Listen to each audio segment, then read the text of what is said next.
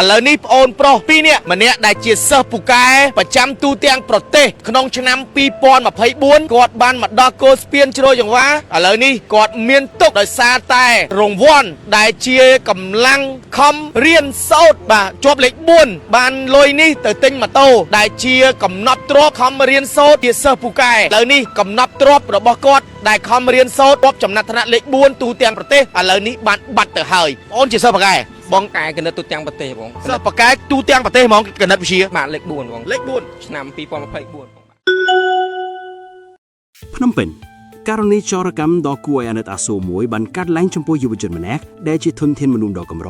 និងជាសិស្សពូកែគណិតវិទ្យាជាប់ចំណាត់ថ្នាក់លេខ4ទូទាំងប្រទេសឆ្នាំ2025រូបគេកំពុងរងទុក្ខផ្ទួនក្រោយម៉ូតូដែលជាកម្លាំងញើសឈាមនិងជាអំណោយពីលោកគ្រូអ្នកគ្រូត្រូវបានក្រុមចោរលួចយកទៅបាត់ខណៈទុកនៅមុខហាងកាហ្វេមួយកន្លែងដែលខ្លួនចូលទៅរៀនសូត្រស្ថិតនៅក្នុងសង្កាត់ទឹកល្អទិ2ខណ្ឌទូលគោកយុវជនរងគ្រោះឈ្មោះយុងយីមកពីខេត្តព្រៃវែងបានរៀបរាប់ទាំងទឹកភ្នែកថាម៉ូតូដែលបាត់នោះ Mark Honda Dream ឆ្នាំ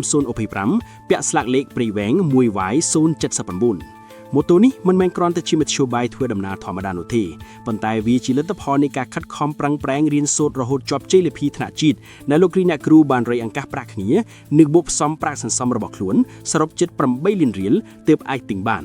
តែអកុសលត្រូវបានជនសង្ស័យមានគ្នា2នាក់ធ្វើសកម្មភាពកាច់សោយកទៅបាត់ស្រមោលកាលពីយប់ថ្ងៃទី24ខែមករាឆ្នាំ2026នេះ